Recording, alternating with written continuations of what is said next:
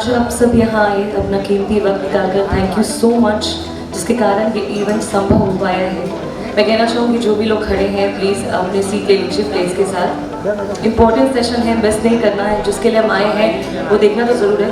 सो सबसे पहले I would like to call for the lighting the lamp doctor Anjudhar,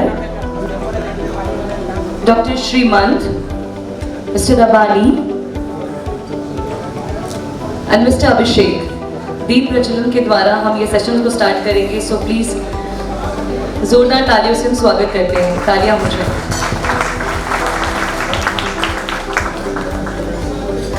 doctor Anjudhar, doctor Shrimant, mister Abani and mister Abhishek, the entire team of general diagnostic. गणनायकाय गणदैवताय गणाध्यक्षाय धीमहि, गुणशरीराय गुणमण्डिताय गुणेशानाय धीमहि, गुणातीताय गुणाधीशाय गुणप्रविष्टाय धीमहि, एकदन्ताय वक्रतुण्डाय गौरीतनयाय धीमहि, गजेशानाय भालचन्द्राय श्रीगणेशाय धीमहि, एकदन्ताय वक्रतुण्डाय गौरीतनयाय धीमहि। First presentation is a message for each one of you coming directly from the CEO of General Diagnostic, Mr. Abhimanyu Kumar. So I would like to call for first presentation by Dr. Anjuधर. Please come. Very good afternoon, dear all audience. आप लोग यहाँ पर अपना कीमती समय निकालकर हम लोगों के लिए आए, ये हमारे लिए बहुत ही एनकरेजिंग है और हम लोगों के लिए खुशी की बात है कि आज हम यहाँ पे आपके सामने हमारे जीडी के विजन के बारे में आपको यहाँ पे बताने जा रहे हैं। बिहार हमेशा से हमारे लिए बहुत ही, यहाँ से हमें पॉजिटिव रिस्पांस मिला है, यहाँ का मार्केट भी बहुत बड़ा है और इसीलिए हमने यहाँ पे इन्वेस्टमेंट के लिए सोचा। मैंने बहुत तारीफ सुनी थी आप सब जीडी फ्रेंचाइजी पार्टनर्स की डेडिकेशन की, कि आप लोग बहुत मेहनती हैं और किस तरीके से हमारी बॉम्बे मेन लैब में अपने सैंपल्स पहुँचा रहे हैं और इसीलिए हमारा विश्वास बढ़ा कि हम यहाँ पे इस बिहार की महान धरती पे अपना general diagnostic main processing lab जो है वो स्टार्ट कर सकें।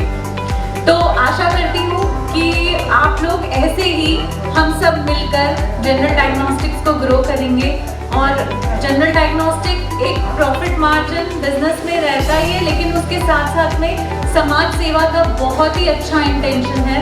वो कैसे मैं आपको आगे बताऊंगी। मैं डॉक्टर अंजुधर क्लिनिकल माइक्रोबायोलॉजिस्ट भी हूँ और जनरल डायग्नोस्टिक की pan India head of lab operations भी हूँ। जैसे कि जानते हैं कि हेल्थ केयर इंडस्ट्री में बहुत तरीके की लैब्स हैं जिसमें बेसिक्स टेस्ट होते हैं और कुछ स्पेशलाइज टेस्ट भी होते हैं। हमारी भी ऐसी ही लैब है जिसमें बहुत बेसिक टेस्ट होते हैं। हेमेटोलॉजी, सीबीसी तो हर जगह पे किया जाता है, एनीमिया प्रोफाइल, देन बायोकेमिस्ट्री की बात करें, HbA1c, kidney function test, liver function test. इसके अलावा स्पेशलाइज टेस्ट, मैं माइक्रोबायोलॉजिस्ट हूँ। माइक्रोबायोलॉजी बहुत ही बेहतरीन डिपार्टमेंट है, one of the best department है हमारे बॉम्बे में, जिसमें आप यूरिन कल्चर सेंसिटिविटी कर सकते हैं, ब्लड कल्चर सेंसिटिविटी कर सकते हैं, किसको कौन से ड्रग से ज़्यादा रेजिस्टेंस है, किस बीमारी का इलाज किस दवा से संभव है, वो टेस्ट कर सकते हैं। बट इसके अलावा जीडी में ऐसी क्या खास बात है? जीडी एक यूनिक लेबोरेटरी है। हमारे यहाँ पे कुछ ऐसे टेस्ट भी किए जाते हैं जो सिर्फ पूरे भारत में ही नहीं, पूरे एशिया में सिर्फ और सिर्फ जीडी में अवेलेबल है। और इन यूनिक टेस्ट के बारे में मैं आपसे बात करूंगी अपने दूसरे प्रेजेंटेशन में, जिसे हम स्पेशल प्रोडक्ट्स के नाम से प्रेजेंट करेंगे। तो चलिए आगे बढ़ते हैं। आई एम रियली ओवरवेल्म्ड कि आप लोग हमारा बहुत साथ देते हैं और आशा करती हूँ कि ऐसे ही साथ देते रहेंगे। तो आइए हम आगे अपने प्रेजेंटेशन की तरफ बढ़ते हैं। तो हम लोग ऐसी इंडस्ट्री में हैं जहाँ पे छोटी बड़ी बहुत सारी लैब्स हैं, जहाँ पे बेसिक स्पेशलाइज्ड रूटीन टेस्ट किए जाते हैं। तो पहले हम इस इंडस्ट्री को समझते हैं। There are 2 types of laboratories in the world. 2 categories की लैब होती हैं बेसिकली. फर्स्ट कैटेगरी की अगर मैं बात करूं तो कंज्यूमर लेबोरेटरी बोलते हैं. कंज्यूमर लेबोरेटरी प्योरली बिजनेस और प्रॉफिट के ऊपर बेस रहता है. जो भी हम उस बिजनेस से प्रॉफिट कमाते हैं उसी से वो लैब चलती है. यहाँ पर कोई रिसर्च का काम नहीं मेनली रहता, पूरा ही बिजनेस मॉडल रहता है. इनके मॉडल का कंसेप्ट रहता है buy machines, buy product and start selling the test. कहने का मतलब मशीन्स खरीदी जाती हैं, उसमें वॉल्यूम बेस्ड प्राइस तय किया जाता है और फिर टेस्ट बेचना शुरू करते हैं. मोस्टली इंडिया में consumer type of category of labs ज्यादा हैं. दूसरी कैटेगरी की हम बात करें तो साइंटिफिक लैब्स हैं जिसमें प्योर फोकस नए इनोवेशन, नए रिसर्च का, नया प्रोडक्ट बनाने का रहता है. इनको गवर्नमेंट के द्वारा फंडिंग भी मिलती है और ये काफी कम दाम में अपना कॉस्ट टेस्ट भी अचीव कर लेते हैं. लेकिन इनका बिजनेस मॉडल बहुत ही वीक रहता है. ये लोग उस टेस्ट के बेनिफिट्स को बड़ी आबादी तक कैसे पहुंचाएं, ये इनको डायरेक्शन नहीं मिल पाता है. तो हम जीडी के बारे में बात करते हैं. तो जीडी के बारे में बात करें तो ये ना तो फर्स्ट कैटेगरी में है ना तो दूसरी कैटेगरी में है. ये एक बैलेंस है. जीडी एक बैलेंस है, दोनों का कॉम्बिनेशन है, जिसको मैं थर्ड कैटेगरी अपने आप में एक नई कैटेगरी कहूंगी. कैसे, वो मैं आपको अभी बताती हूँ. Laboratory innovation. लेबोरेटरी इनोवेशन मतलब हम लोग ऐसा नहीं करते कि मशीन आई और वो जो भी लिखा है जैसे मेथड का प्रोटोकॉल है वैसे शुरू किया. हमारा मेन मुद्दा रहता है जो भी हमें कॉस्ट मार्केट से मिल रही है हम उसको कैसे कम दामों पर आपके पास पहुंचा सके और आप कैसे आगे अपने कस्टमर्स को, क्लाइंट्स को सस्ते से सस्ते टेस्ट और क्वालिटी सस्ते का मतलब हमेशा हमारा सस्ता और क्वालिटी की रिपोर्ट्स कैसे रहेंगी. हम अपना खुद इनोवेशन करते हैं, खुद प्रोडक्ट लॉन्च करते हैं, खुद कॉस्ट स्ट्रक्चर करते हैं. दूसरी सॉफ्टवेयर की बात करूं तो जो बाहर की मोस्टली लैब्स हैं या तो अपना सॉफ्टवेयर आउटसोर्स करती हैं या किसी को हायर करती हैं. लेकिन हमारे जीडी में बहुत ही बेहतरीन सॉफ्टवेयर इंजीनियर्स हैं, IIT जो इंजीनियर्स हैं जो मिलके काम करते हैं. जीडी एक कॉम्बिनेशन है डॉक्टर्स, इंजीनियर्स जहाँ पे मिलके काम कर रहे हैं. तो ये हमेशा अवेलेबल रहते हैं आप लोगों के डाउट्स क्लियर करने के लिए. और अगर आपका नया कुछ रिक्वायरमेंट है तो इमीडिएटली आप पोस्ट करेंगे, वो लाइव हो जाएगा और IIT टीम जो है वो अपने सॉफ्टवेयर से इन हाउस आप लोगों की किसी भी तरीके की कभी भी मदद करने के लिए तैयार रहती है. थर्डली हम बात करें तो स्टैटिस्टिक्स एनालिसिस से काफी लैब्स जो है दूर भागती हैं. लेकिन एक हमारी लैब है जो आपको अगर आप कभी भी मांगेंगे डेटा, हमेशा क्वालिटी कंट्रोल का डेटा अवेलेबल रहता है. स्टैटिस्टिकल एनालिसिस मतलब ऑपरेशन, हमारे ऑपरेशन, टेस्ट के ऑपरेशन कैसे बिहेव कर रहे हैं, उनके कंट्रोल्स कैसे हैं, कोई पैरामीटर आउट तो नहीं जा रहा है. ये सब स्टैटिस्टिकल एनालिसिस के ऊपर डॉक्टर्स और सॉफ्टवेयर इंजीनियर्स की बात होती रहती है. Third, quality control. जीडी का क्वालिटी कंट्रोल मार्केट में बहुत ही अच्छी तरीके से एस्टैब्लिश हो चुका है, जिसके बारे में डॉक्टर श्रीमंत आपको नेक्स्ट प्रेजेंटेशन में बताएंगे और आपको क्वालिटी के ऊपर का कोई भी डाउट आई होप बिल्कुल बाकी नहीं रहेगा. तो ये सब चीजें जब कोई लैब एक साथ ये सब चीजें जब करता है तो उसका क्या, हम लोग जो कि इम्पॉसिबल है. अगर आप कोई मार्केट में चीज खरीदने जाते हो, जब बार्गेनिंग करते हो तो आपको वो सामने वाला शॉपकीपर क्या बोलता है कि नहीं मैम हमारी क्वालिटी ज्यादा, हमारी क्वालिटी है, क्वालिटी अगर है तो उसमें कीमत नीचे नहीं आती है. बट जीडी की यही खास बात है, वो एक्यूरेट रिपोर्ट्स कम सस्ते दामों पे पेशेंट तक, आप तक पहुंचाने की कोशिश करता है. बहुत सारी लैब्स ऐसी हैं जो दावा करती होंगी हमसे हाँ थोड़ा और कम रेट पे देती होंगी, बट आई एम श्योर उनकी एक्यूरेसी ऑफ रिपोर्ट ऐसी नहीं होगी जैसी हमारी है। और अगर लो कॉस्ट कह के एक्यूरेसी, रिजल्ट एक्यूरेसी के ऊपर कॉम्प्रोमाइज हो तो मैं नहीं बोलूंगी कि उसे लो कॉस्ट, वो एक्सपेंसिव ही पड़ेगा आपको, क्योंकि एक रिपोर्ट, एक गलत रिपोर्ट पेशेंट का ट्रीटमेंट गलत करती है और बिजनेस भी पूरे उसके लिए गड़बड़ रहती है। देन यूनिक टेस्ट, जैसे कि मैंने आपको बताया, जीडी एक यूनिक लेबोरेटरी है जिसमें बहुत सारे टेस्ट ऐसे किए जाते हैं जो सिर्फ जीडी में ही अवेलेबल हैं। वो क्या टेस्ट है उनके बारे में मैं आपको बताऊंगी बाद में। और जी हाँ, जीडी ग्लोबली स्केलेबल इंस्टीट्यूशन हो चुकी है। स्केलेबल यानी कि हमारी ब्रांचेस इंडिया में भी है, इंटरनेशनली भी है, सिर्फ इंडिया में ही नहीं, बाहर के देशों में भी है, बहुत अच्छे देशों में है, मैं आगे आपको बताऊंगी। तो हमारे पास इतने अच्छे रिसोर्सेज हैं कि अगर हमारा मेन हेडक्वार्टर बॉम्बे में है, हम बाकी जगह पे भी अपनी लैब्स को बहुत अच्छे से क्वालिटी की देखरेख में, अच्छे सुपरविजन में चला सकते हैं। जैसे जैसे मैं आपको ये प्रेजेंटेशन आगे बढ़ाऊंगी, मैं इस लैब में 2015 से अटैच्ड हूँ और मुझे बहुत ही गर्व महसूस होता है कि मैं जीडी में अटैच्ड हूँ। जैसे कि डॉक्टर्स को बहुत डाउट्स रहते हैं लैब्स के बारे में, क्वालिटी कंट्रोल, हम लोग भी किसी लैब में आसानी से टिके नहीं रहते हैं, लेकिन जीडी इज द वन जिस पे मुझे पूरा भरोसा है और जहाँ पे मैं आज यहाँ तक पहुँची हूँ। और मैं आशा करती हूँ मेरे इस प्रेजेंटेशन के बाद आप लोगों को पर भी जीडी पर बहुत विश्वास हो जाएगा। So this unique profile and business model has made GD the fastest growing lab of India today. Yes, बहुत ही कम समय में जीडी को मैंने खुद ग्रो होते हुए देखा है। बहुत ही कम समय में हमारा एक कंसेप्ट है, हम किसी से भी कंपटीशन नहीं करते, हम अपनी दौड़ खुद दौड़ते हैं, हमें किसी से कोई कंपटीशन नहीं है। We have our own race और बहुत ही तेजी से हम दूसरे लैब की तरह आगे बढ़ते चले जा रहे हैं बहुत ही कम समय में। इसका प्रूफ मैं आपको इन बातों के द्वारा कह सकती हूँ। आज हमारे जीडी फ्रेंचाइजी पार्टनर 8,000 से भी ज्यादा हैं।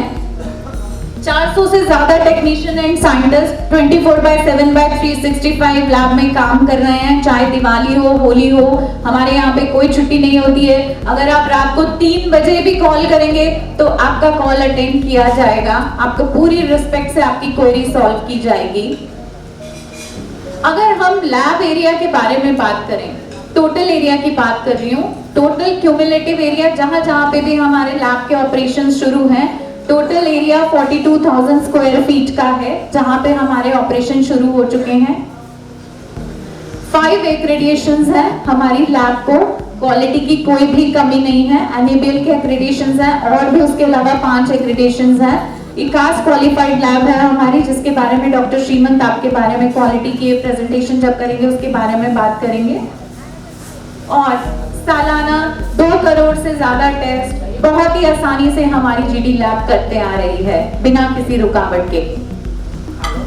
इसका उदाहरण, कोविड में बहुत सारी लैब्स ने अपने ऑपरेशंस बंद कर दिए थे, लेकिन जीडी वाज द वन जिसके ऑपरेशंस बहुत ही अच्छे से चल रहे थे। जीडी के एक एक स्टाफ ने मिलकर मेहनत की थी।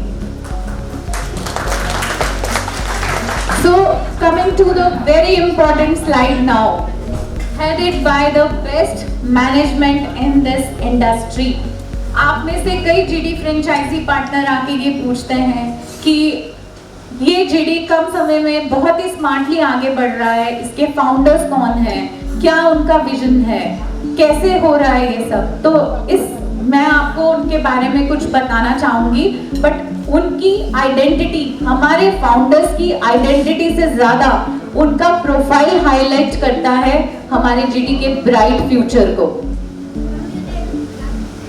हमारे फाउंडर्स आईआईटी कानपुर से हैं और वो भी all India ranker in top 200 engineers. They are very good, very nice और बहुत ही उनका विजन बहुत ग्रेट है।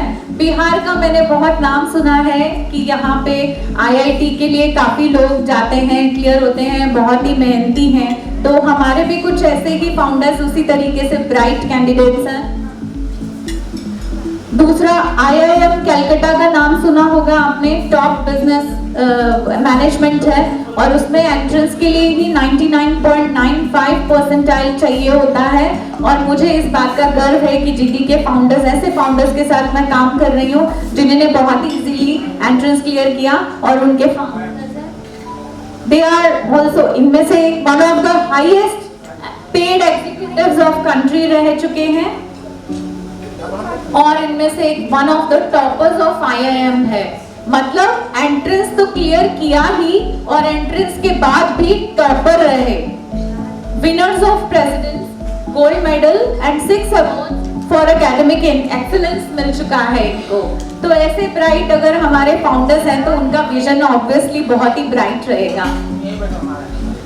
अगर मैं इनके एक्सपीरियंस के बारे में बात करूँ, एकेडमिक रिकॉर्ड तो बहुत अच्छा है ही, लेकिन जो एक्सपीरियंस है उनका वो भी बहुत ही ब्राइट एक्सपीरियंस है, बहुत ही ब्रिलियंट एक्सपीरियंस है। They have worked worldwide with world's top financial institutions. They have consulted across Southeast Asia, Middle East and Europe. They have led GD to become a respected and truly international laboratory. Truly international मैंने यहाँ पे क्यों हुआ? आपने बहुत सारी labs का नाम सुना होगा कि वो भी बाहर इंटरनेशनल अपने आप को लेबल करती हैं।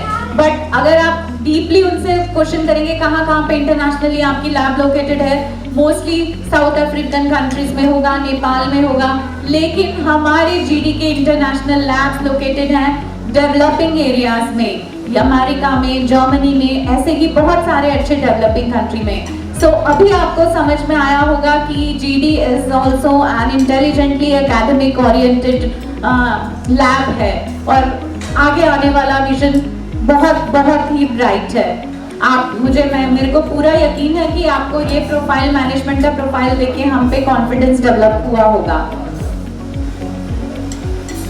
लेकिन इससे ज्यादा भी प्रशंसनीय बात ये है कि साइंटिफिक एंड मैनेजमेंट प्रोफाइल से ज्यादा जीडी को इस बात की खुशी है कि वो अब आपके साथ बिहार आ रहा है।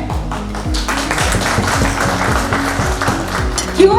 क्योंकि साइंस और गणित के विश्व गुरु आर्यभट्ट महान, जिन्होंने शून्य और पाई का आविष्कार किया था, उनकी भूमि पाटलिपुत्र बिहार की है और हमें इस बात की बेहद खुशी है कि हम बिहार आ रहे हैं। अब बढ़ते हैं। अभी तक मैंने आपको कंज्यूमर लेबोरेटरी के अप्रोच के बारे में बताया था। जैसे मैंने आपको बताया कि ये हमारी जीडी लैब एक कॉम्बिनेशन है, तो अभी एकेडमिक्स एंड रिसर्च जीडी के बारे में बात करें तो हम नए प्रोडक्ट्स निकालते रहते हैं और ये डॉक्टर्स एंड साइंटिस्ट का बहुत अच्छा कॉम्बिनेशन है। डॉक्टर श्रीमंत बैठे हैं, इनका दिमाग जो है चाचा चौधरी से भी तेज चलता है। नए प्रोडक्ट्स को कैसे कम कॉस्ट में लाया जाए उसके लिए हम आपको बताएंगे। हमारे जो आर्टिकल्स हैं, सबसे पहले मैं आपको बताना चाहती हूँ कि रिसर्च पब्लिकेशन क्या होता है।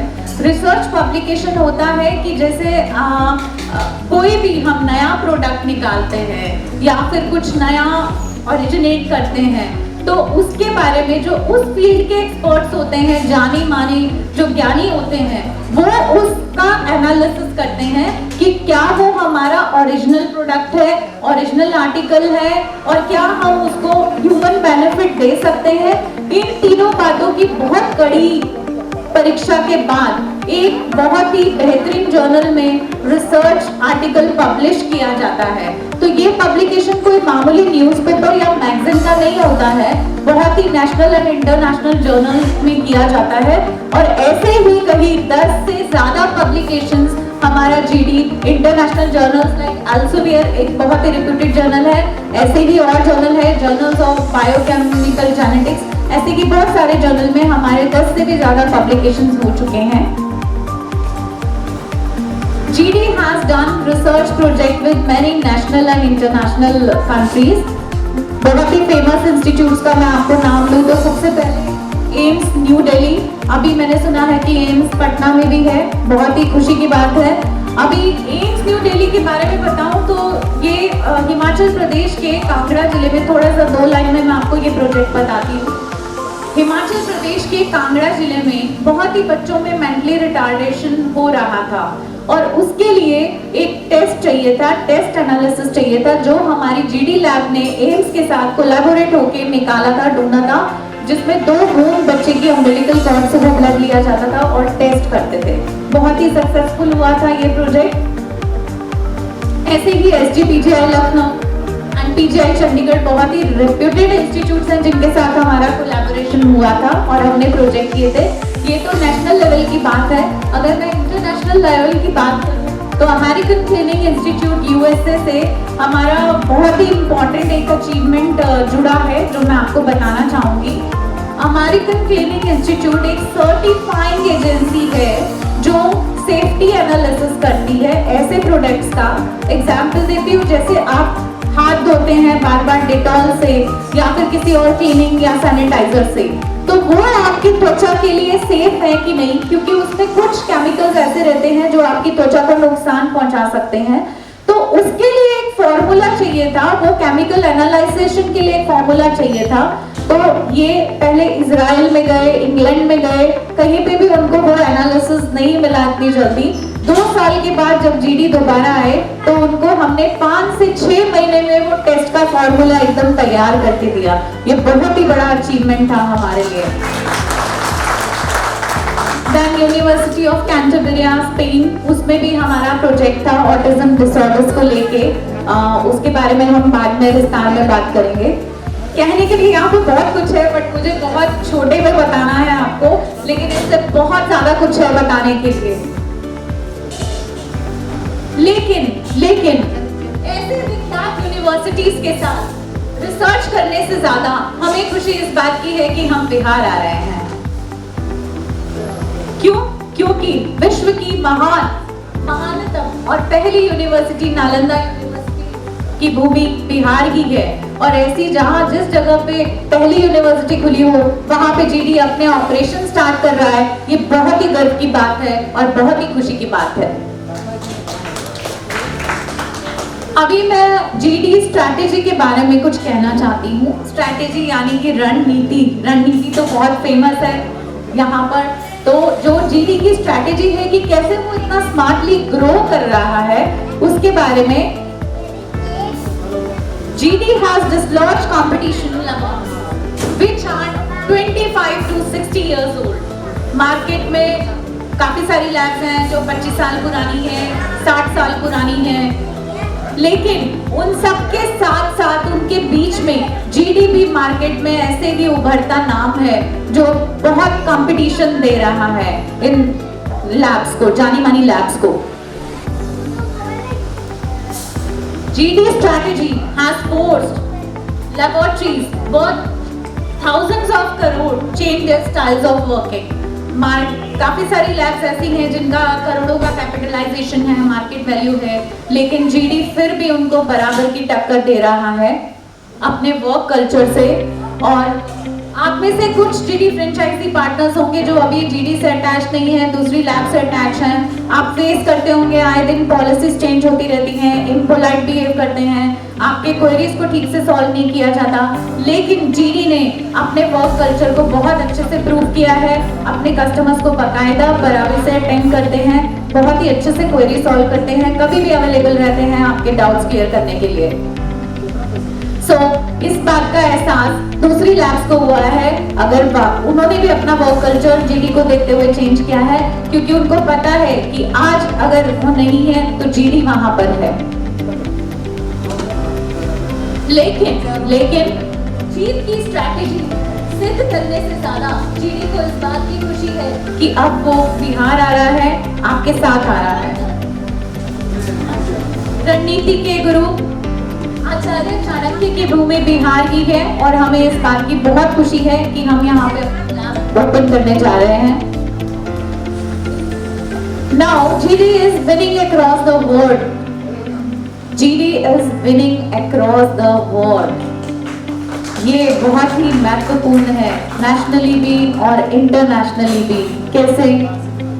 हमारी 5 अंतरराष्ट्रीय लैब्स हैं, इंटरनेशनल लैब्स हैं, जहाँ पे या तो हमारा शेयर होल्डिंग है या फिर हमारा इनके साथ हमारी टेक्नोलॉजी का कोलैबोरेशन है। There are 12 कंट्रीज से भी ज्यादा हमारे वर्ल्ड अराउंड कस्टमर्स हैं।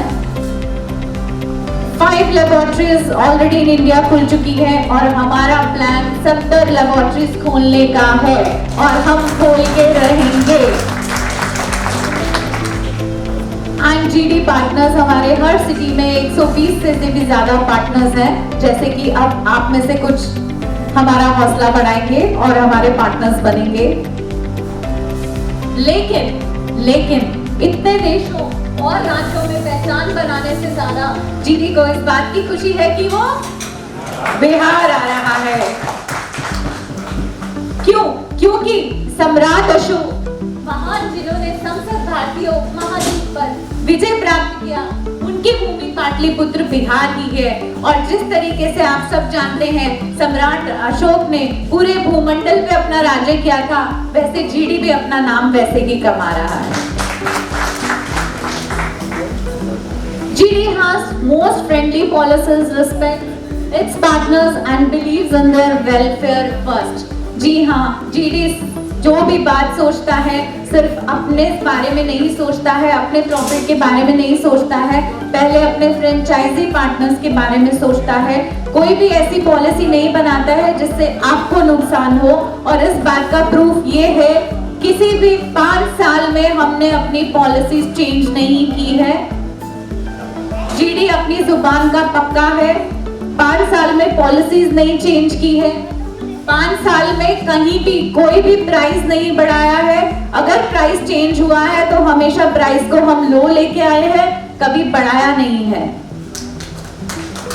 GD makes no policy which can benefit GD first and GD second। पहले आप हैं और उसके बाद हम हैं।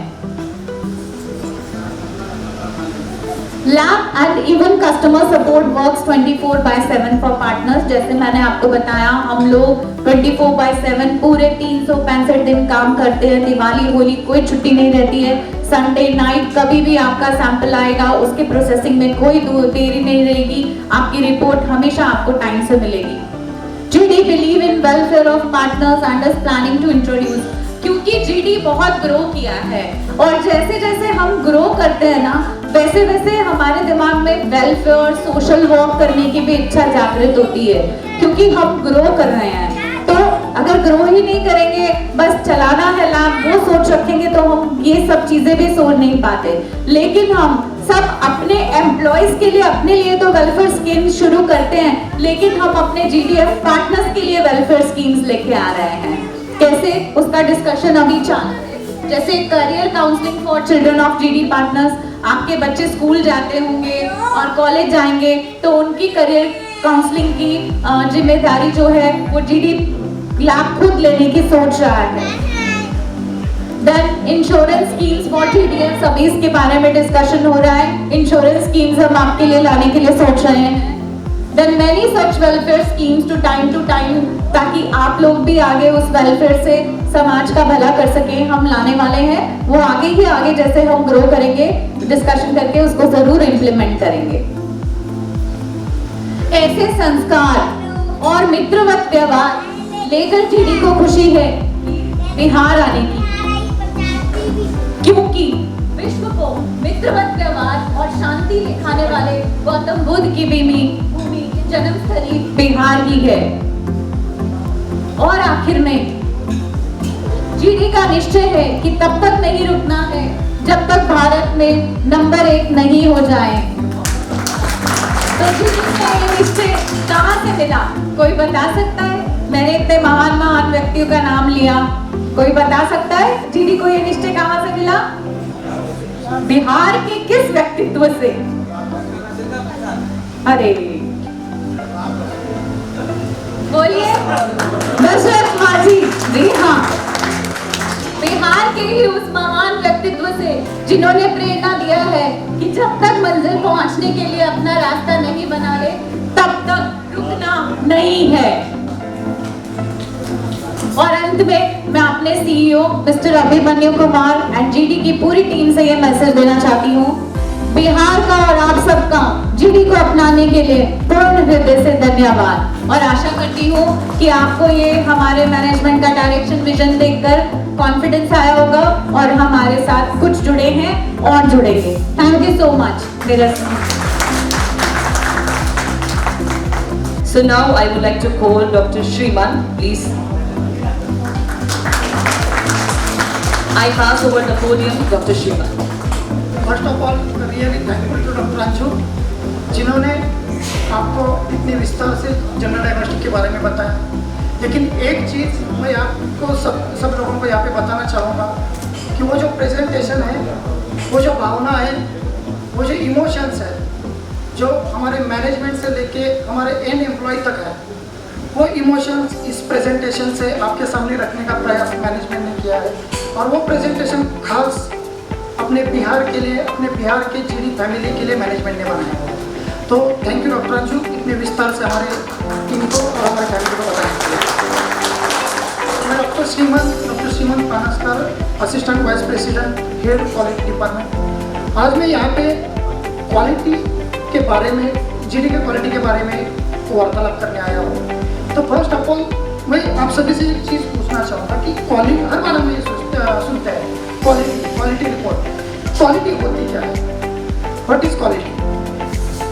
अगर हम जनरल डायग्नोस्टिक इंडस्ट्री की बात करें तो कहीं क्वालिटी मैटर करती है ओनली उसके रिपोर्ट से। आपके पास कितना बड़ा प्रीमाइस है, आपकी लैब कितनी बड़ी है, उसमें ग्लास लगे हैं या एल्यूमिनियम पार्टीशन है, आपके पास कितने लोग ऐसे हैं जो फ्लुएंट इंग्लिश बोलते हैं, आपके पास जो स्टाफ है वो इंडिया में पढ़ा है या अब्रॉड से आया है, ये चीज़ें कुछ मायने नहीं है। मायने रखता है सिर्फ उस लैब का रिपोर्ट। उस लैब का रिपोर्ट आपके पास है, वो रिपोर्ट लेके आप एक डॉक्टर के पास जाते हो, डॉक्टर आके मूंद के उस रिपोर्ट पे बिलीव करता है और एक एक्यूरेट ट्रीटमेंट उस पेशेंट को देता है और उस रिपोर्ट से उस पेशेंट की जान बचती है या नहीं, वो एक्यूरेट ट्रीटमेंट दे पाता है या नहीं। तो ये क्वालिटी जो है, रिपोर्ट क्वालिटी, इस पे हम ज़्यादा बिलीव करते हैं। हम इस पे बिलीव नहीं करते कि हमारा IT सॉफ्टवेयर कितना अच्छा है, बिल्डिंग कितनी अच्छी है, ये चीज़ें क्वालिटी पे मैटर नहीं करती। तो आज के सेशन में हम 1 बाय 1 जीडी इस क्वालिटी को किस तरह से लेता है, ये मैं आपसे डिस्कस करना चाहूँगा।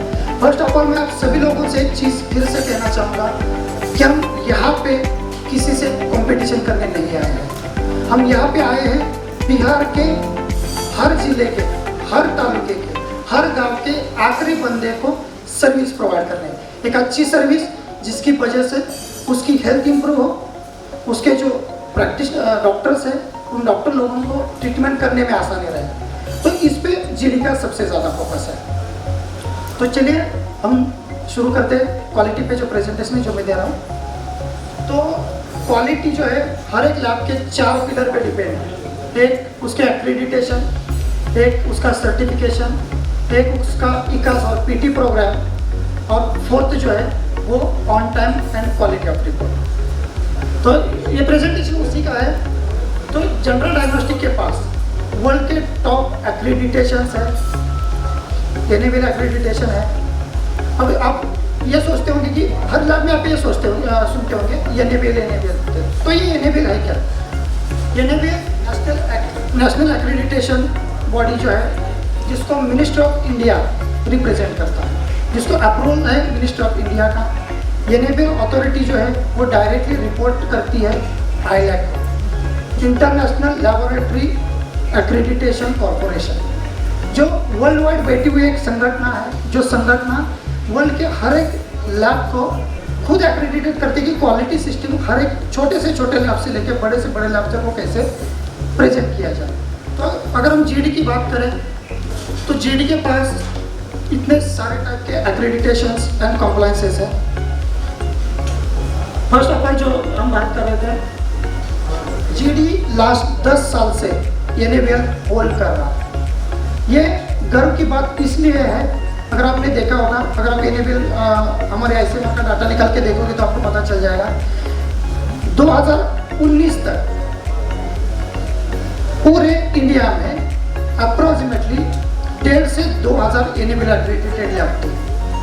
सिर्फ एक साल में वो काउंट 5,000 क्रॉस कर गया है। और उसका रीज़न ये था कोरोना, जिस पैंडेमिक से, जिस महामारी से हम सभी गुजरे हैं। तो उस केस में लोगों ने only for RTPCR, Covid RTPCR की एक टेस्ट उनके लैब में शुरू कर दी। और as per guidelines of ICMR जब तक आपकी लैब एनेबल एक्रेडिटेड नहीं है आप वो टेस्ट शुरू नहीं कर सकते। तो सिर्फ एक ही टेस्ट के लिए उन्होंने वो लैब शुरू की। अब लास्ट 2 साल से धीरे धीरे कोरोना का लेवल जो है कम होते जा रहा है।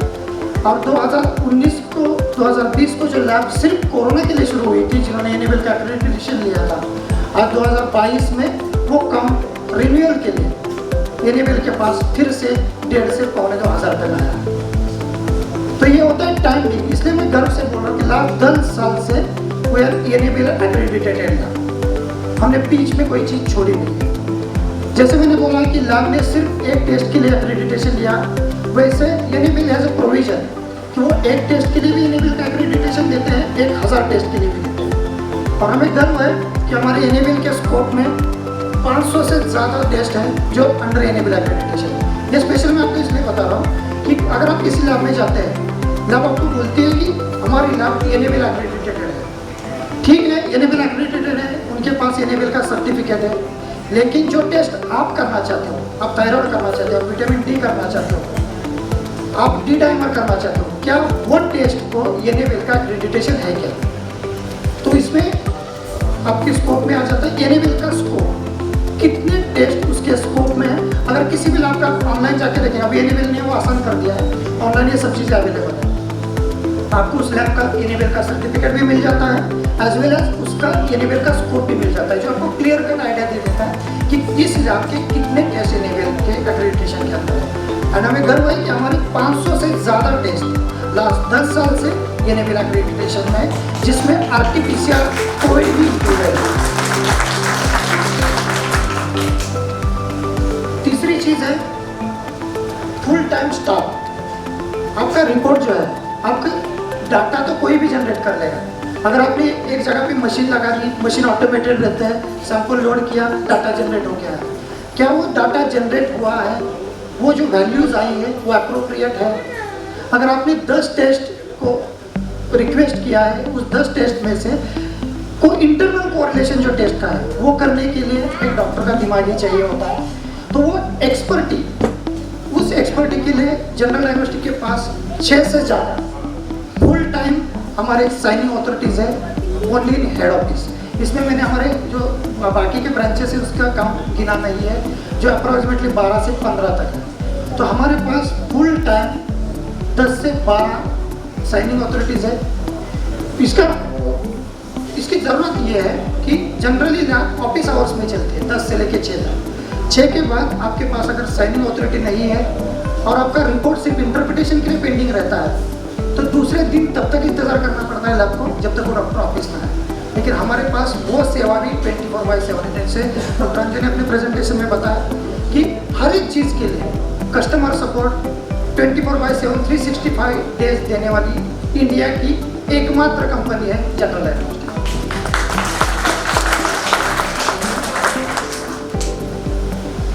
अब आते हैं ईकास पर। ये भी चीज़ बार बार आपने अभी जिस लैब के साथ काम कर रहे हो उनसे सुनी होगी, ईकास। मैं पहले इसका लॉन्ग फॉर्म आपको बताता हूँ। ईकास is external quality assurance system. External मतलब बाहर की, that means third party evaluation. और थर्ड पार्टी इवेल्युएशन बहुत इंपॉर्टेंट होता है, हम सभी को पता है। हमें हमारी चीज़ों में कभी कोई बुराई नहीं दिखती है। वो बुराई देखने के लिए हमें किसी थर्ड पार्टी का, हमारी निंदा करने वाले का पड़ोस में होना जरूरी होता है।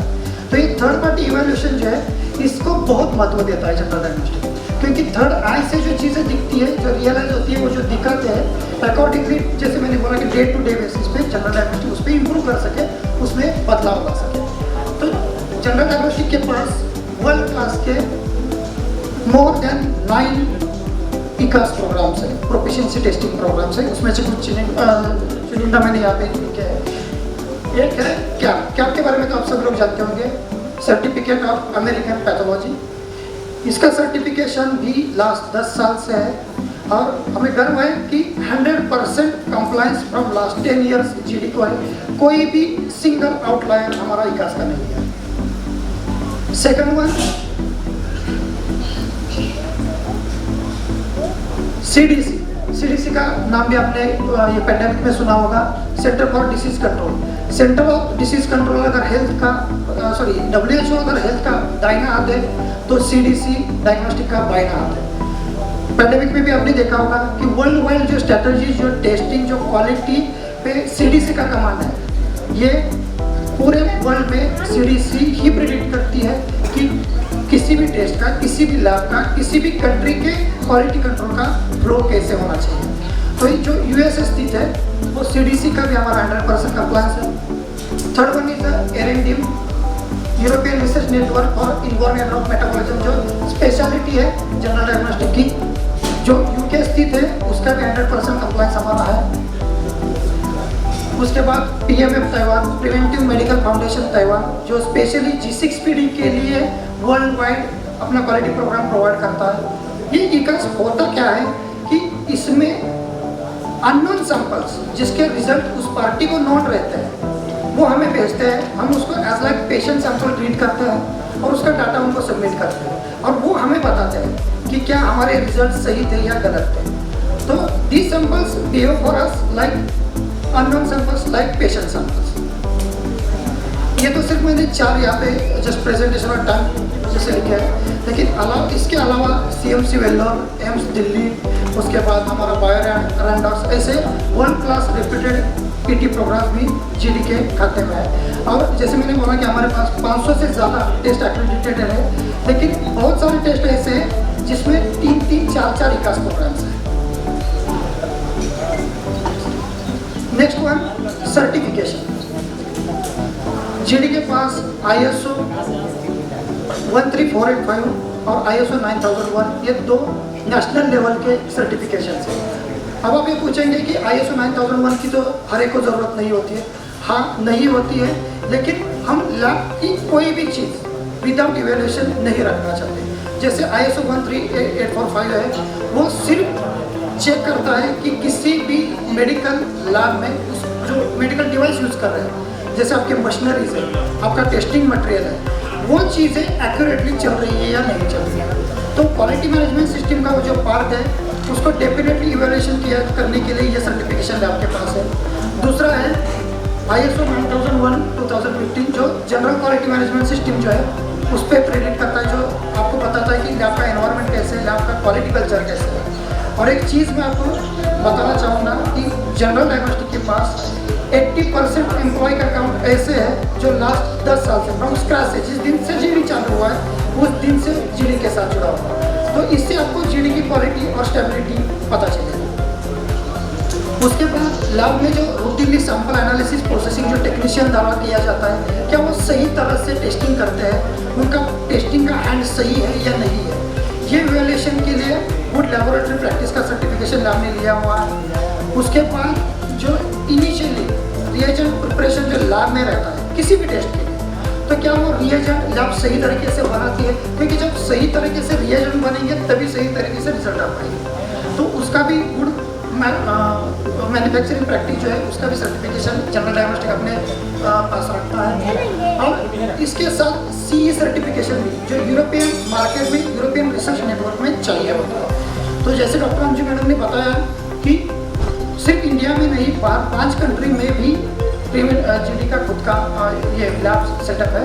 तो उस लैब को जो भी मटेरियल, जो भी टेस्टिंग मटेरियल किट्स अवेलेबल या रिक्वायर्ड रहते हैं उसका मैन्युफैक्चरिंग GD खुद करता है। और यूरोपियन मार्केट में उनको सप्लाई करने के लिए जो CE सर्टिफिकेशन की ज़रूरत है वो भी GD के पास है।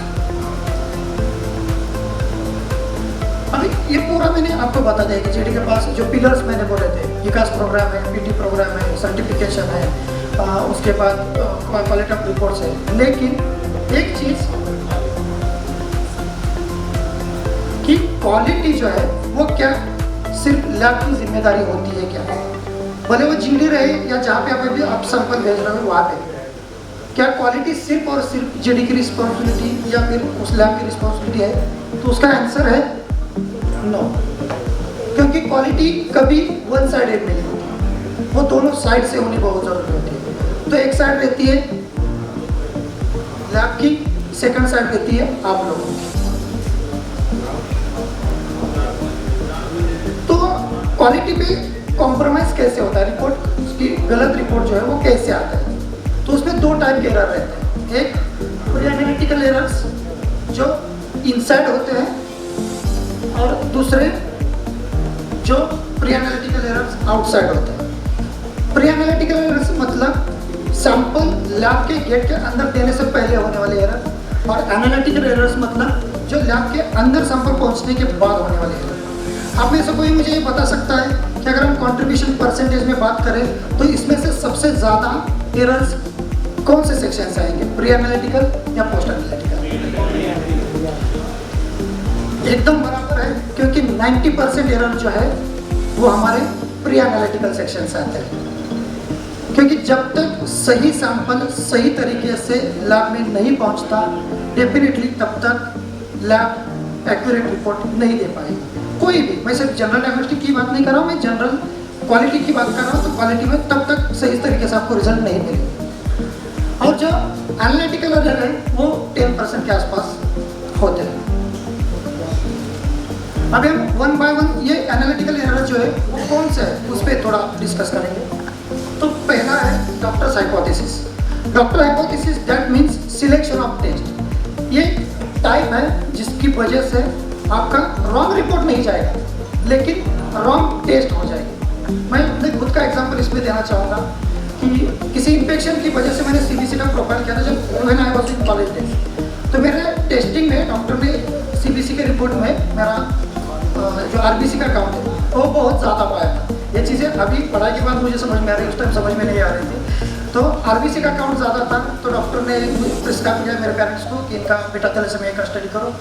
बीटा थैलेसीमिया किया, मेरा हीमोग्लोबिन A2 एलिवेटेड हो गया है, और ये धब्बा लगा है मुझ पर कि मुझे बीटा थैलेसीमिया में पॉजिटिव हूँ। और मेरी फैमिली पूरे 1 साल तक उसी में थी कि मुझे जेनेटिक डिसऑर्डर है। तो आगे फैमिली का क्या होगा। 1-1.5 साल के बाद हमने हमारा गांव बदला, एजुकेशन की वजह से हम बाहर गए थे। वहाँ पे डॉक्टर चेंज हुए और उन्होंने मेरा बीटा थैलेसीमिया का प्रोफाइल फिर से किया, लेकिन उसके साथ उन्होंने मेरे बाकी के टेस्ट भी किए, जिसमें हमारा विटामिन प्रोफाइल किया।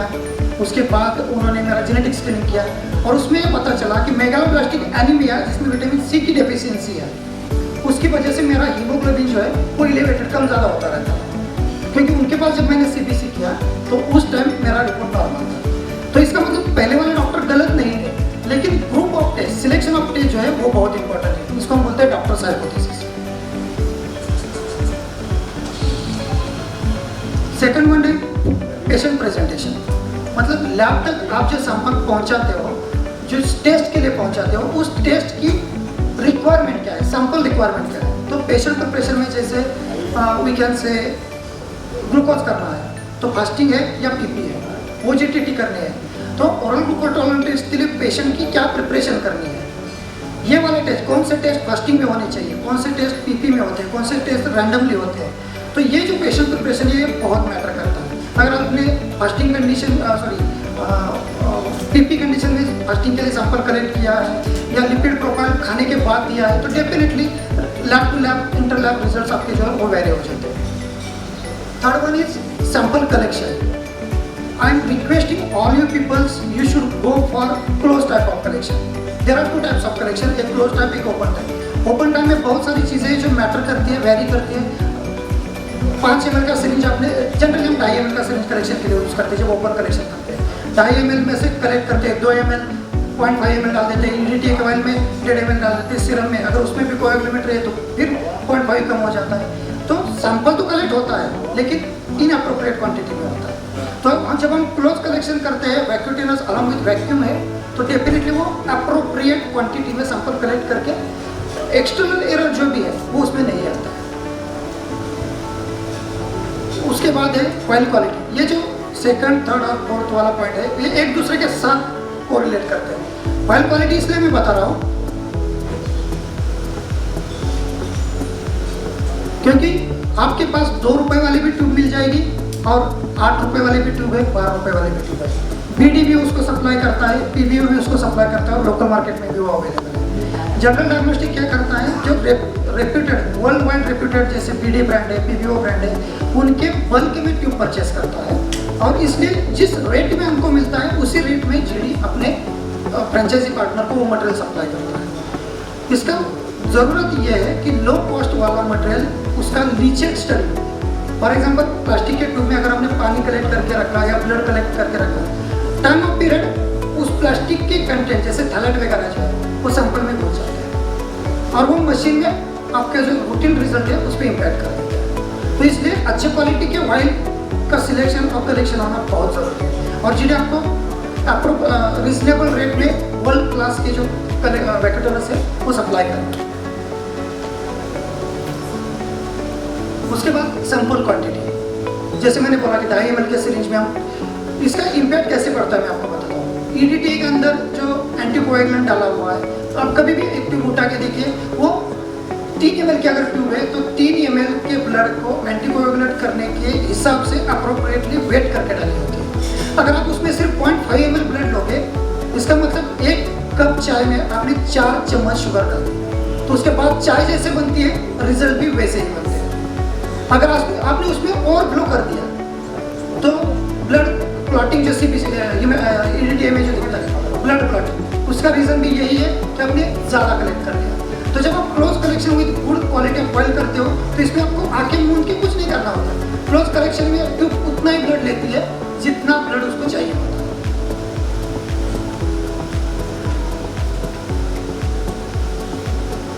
उसके बाद है good quality of sample lab को सप्लाई करना।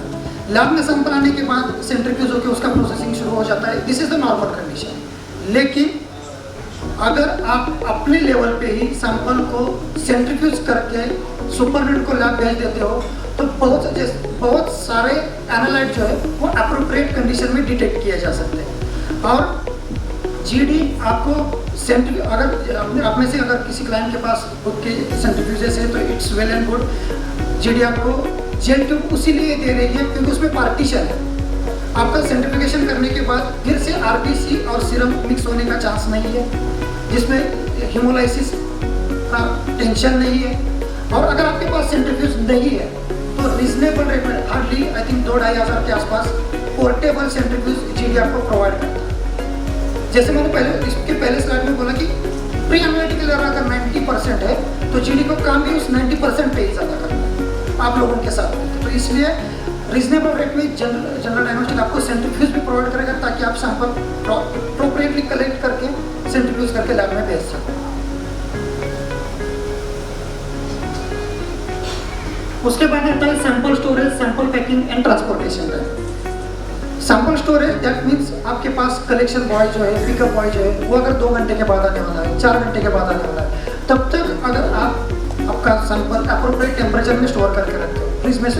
Generally 2 to 8 is a standard guideline for sample storage and sample transport. जो अभी भी क्लाइंट पटना के लैब में सैंपल जो डिलीवर कर रहे हैं उसको इंडिविजुअली भी मैंने उस टाइम भी उनको बताया है कि टेम्परेचर जब आप डिलीवर करते हो it should be within 2 to 8। अभी आपका विंटर सीजन है तो इतना मैटर नहीं करता क्योंकि ऑलरेडी टेम्परेचर बहुत कम है, लेकिन जैसे जैसे समर शुरू होगा ये टेम्परेचर बहुत मैटर करता है रिजल्ट।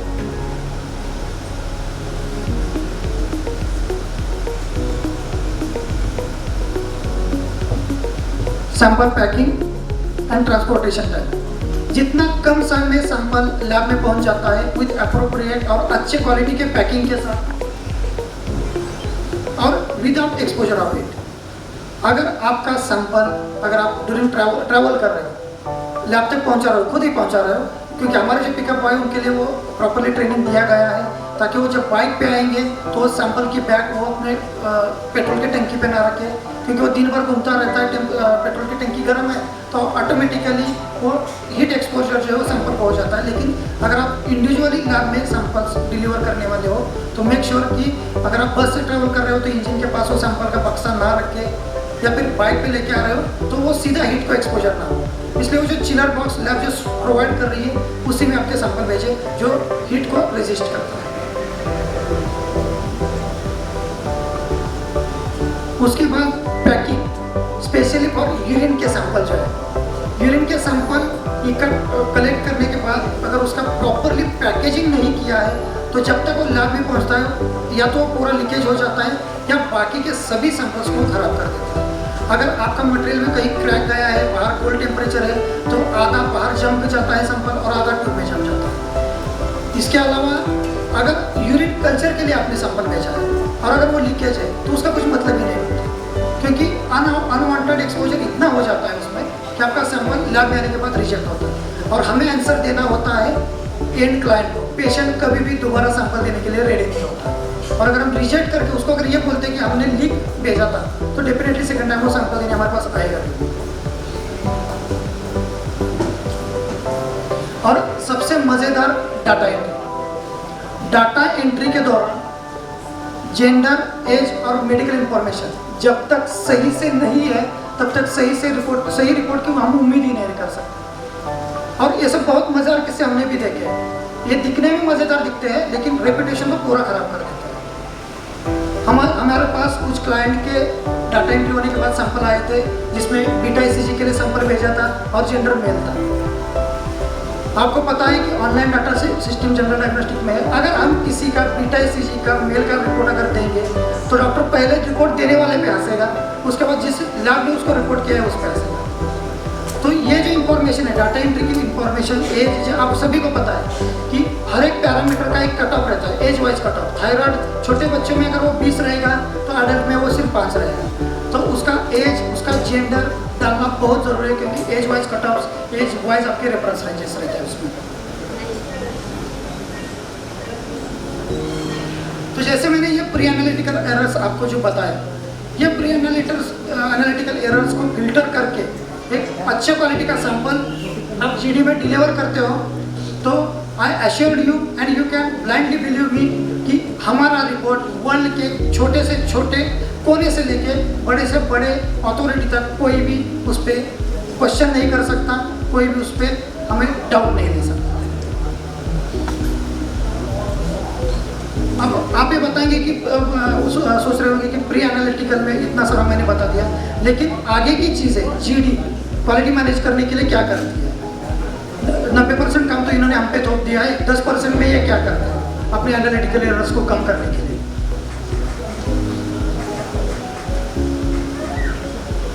सबसे पहले क्वालिटी कंट्रोल, डेली क्यूसी। इकास के बारे में तो मैंने आपको डिटेल में बता दिया, प्रोफिशिएंसी टेस्टिंग के बारे में मैंने आपको बता दिया। तीसरा है शेड्यूल कैलिब्रेशन। कैलिब्रेशन दो टाइप का है, टेस्ट कैलिब्रेशन है, दूसरा मशीन कैलिब्रेशन है। मशीन का कैलिब्रेशन जनरली हर एक बड़ी लैब ऑडिट से पहले ही करती है। एक टेस्ट रहे या 1000 टेस्ट रहे, जीडी की रिटर्न पॉलिसी है कि अगर पीरियडिकली किसी चीज़ को कैलिब्रेट करना है, पाइपेट को कैलिब्रेट करना है, 6 महीने में होनी ही चाहिए।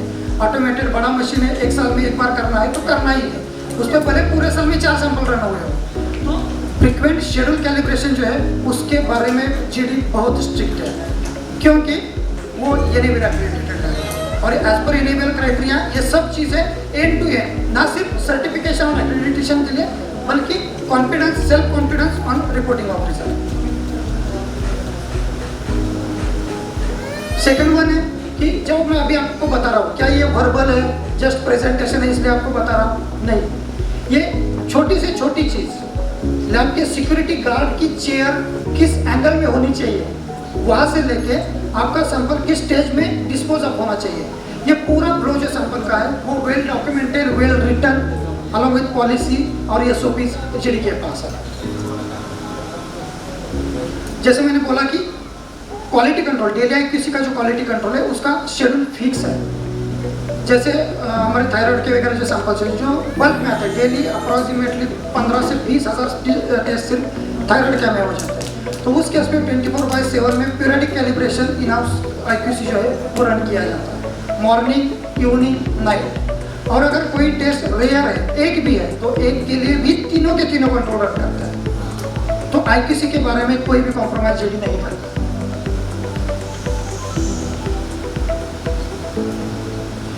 तो ये जो चीज़ें हैं इसको मॉनिटर कौन करेगा? उसके लिए चाहिए होता है एक अच्छा मैन पावर, एक अच्छा स्टाफ। आपके पास मर्सिडीज बेंज गाड़ी है लेकिन उसको चलाने वाला ड्राइवर जो है वो गांव में कोई ट्रैक्टर चलाने वाला है, तो वो डेफिनेटली बेंज आपका कचरा उठाने के काम का ही कर देगा। तो हम अगर 50% आप लोग ये पूरा सपोर्ट करते हो तो 50% जो मैन पावर है जीडी की टेक्नीशियन वो इसमें बहुत इंपॉर्टेंट प्ले रोल करता है। तो जैसे मैंने बोला कि लास्ट 10 साल से 80% स्टाफ जो है वो 10 साल से जीडी के साथ है। ओनली ड्यू टू एम्प्लॉय के साथ बिहेवियर और एम्प्लॉय के लिए जो फैसिलिटीज और एम्प्लॉय को जो फैमिली मानते हैं। आपने डॉक्टर अंजू के प्रेजेंटेशन में भी सुना होगा, मैं भी वही बोल रहा हूँ, कभी भी हम सिर्फ जीडी नहीं बोलते। और आज मुझे गर्व है कि आज फिर से मेरी फैमिली और बढ़ गई, और ये पूरे कंट्री में पैन इंडिया को तो ये कॉम्पिटेंसी एम्प्लॉयर में कॉम्पिटेंसी के लिए हमारा पीरियडिक इवैल्यूएशन होता है, कॉम्पिटेंसी असेसमेंट होता है। ज़रूरत पड़ती है तो नेशनल इंटरनेशनल ट्रेनिंग प्रोग्राम के लिए हम हमारे एम्प्लॉयज़ को भेजते हैं, और अकॉर्डिंग टू देयर परफॉर्मेंस उनकी भी ग्रोथ है, क्योंकि वो जो परफॉर्म करते हैं, हम जो सीनियर अथॉरिटी है वो एसी केबिन में बैठती है। एक्चुअली मशीन पे जो काम करते हैं वो अगर कॉन्फिडेंट है, वो अगर वेल क्वालिफाइड है, तभी आपका एक्यूरेट रिजल्ट आ सकता है।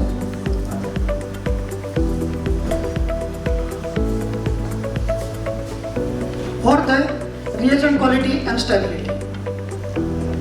जब तक आपके रिएजेंट, आपके टेस्ट किट्स सही तरीके से एक्ट नहीं होते, और वो सही तरीके से एक्ट होते हैं ये चेक करने के लिए आपके लैब के पास प्रोटोकॉल्स पॉलिसीज होनी चाहिए कि आपको पहले वाला जो मटेरियल भले सेम वेंडर ने दिया है, क्या वो सेम वही रिजल्ट देता है जो नेक्स्ट लॉट उसने जो दिया है, उसको उससे भी सही रिजल्ट हम एक्सपेक्ट करते हैं। उसके लिए हम करते हैं lot to lot stability, validation study that means जो नया किट आया है, जिस टेस्ट के लिए आया है, उसका वैलिडेशन, क्या वो properly linearity, precision, accuracy, limit of detection में रिजल्ट दे रहा है।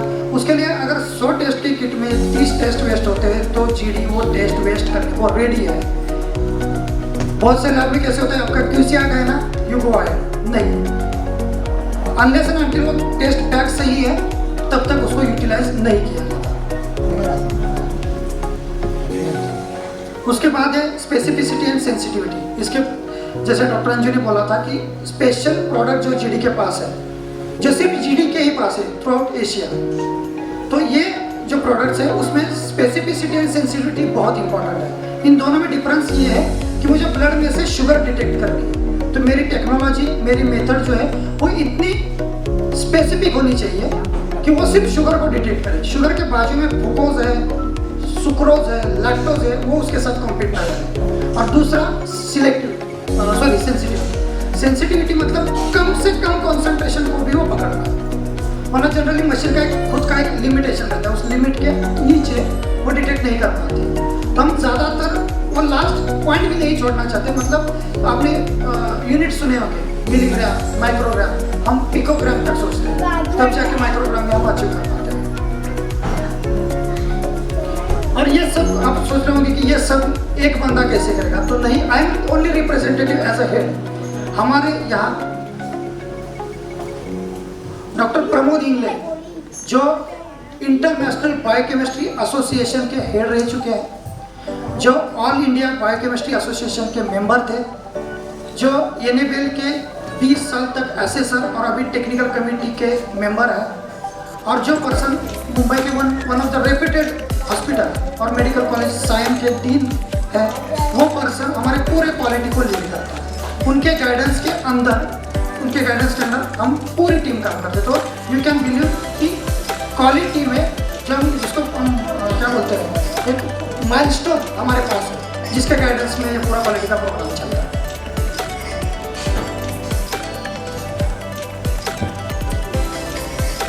तो जैसे मैंने बोला कि क्वालिटी के लिए जो 10% लैब के एंड से एरर जो है उसको रेक्टिफाई करने के लिए जीडी लग चुका है।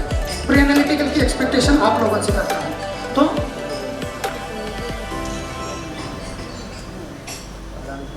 हम good quality of report lab में कैसे दे पाएंगे? सिर्फ हम काम करके दे पाएंगे या उसमें आपका कंट्रीब्यूशन जरूरी है? तो ये सिर्फ तभी पॉसिबल होगा जब हम हाथ में हाथ मिला के काम करेंगे। अगर आप वो इमेज देखोगे, एक हाथ जीडी का है और दूसरा हाथ जो है वो हमें एक्सपेक्टेड है आप लोगों से।